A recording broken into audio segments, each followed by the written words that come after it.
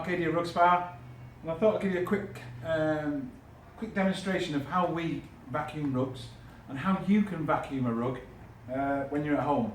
Now obviously you're going to think, well no, you just get a vacuum cleaner and you vacuum the rug. How else differently can you vacuum a rug? Well, we'll show you now, and we'll show you, strangely enough, how you can get far more out of a rug vacuuming it the way that we'll show you than your normal way. And it also helps to keep the rug in better condition as well. So I'm going to vacuum this rug the way you would vacuum it, so you'll have to bear with me. Hopefully I can work out how to fast forward this bit, and then we'll fast forward through. So I'll just get on and do this first.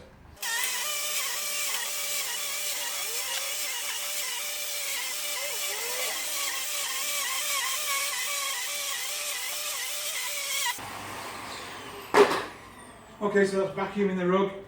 We call that north to south because we've vacuumed it north to south. You can vacuum it again that way if you want to, and it will help you to get a little bit more out. But here's the trick.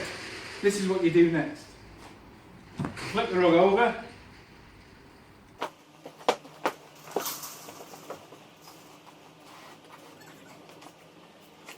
And you now vacuum the back of the rug. This is a brilliant way of vacuuming shag pile rugs and rugs that you can't actually put one of these on because it just gets tangled up in all the pile. So you can, it's certainly a really good way of doing them sort of rugs. Turn it over. If you go down there now,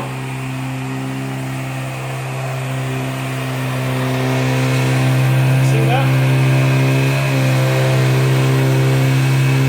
Remember, we've just vacuumed this rug. What you got to remember is we've just vacuumed this rug, the face fibre of this rug, and got as much as what you would think you could get out of.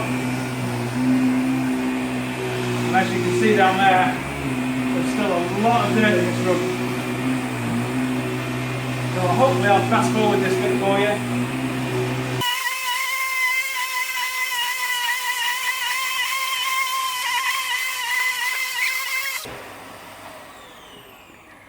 Okay, so I'd carry on vacuuming this a lot longer, but I just thought what I'd do is I'll just show you what we've got out of. And there you go. Vacuuming your rug upside down. It's the best way to do it. Cheers.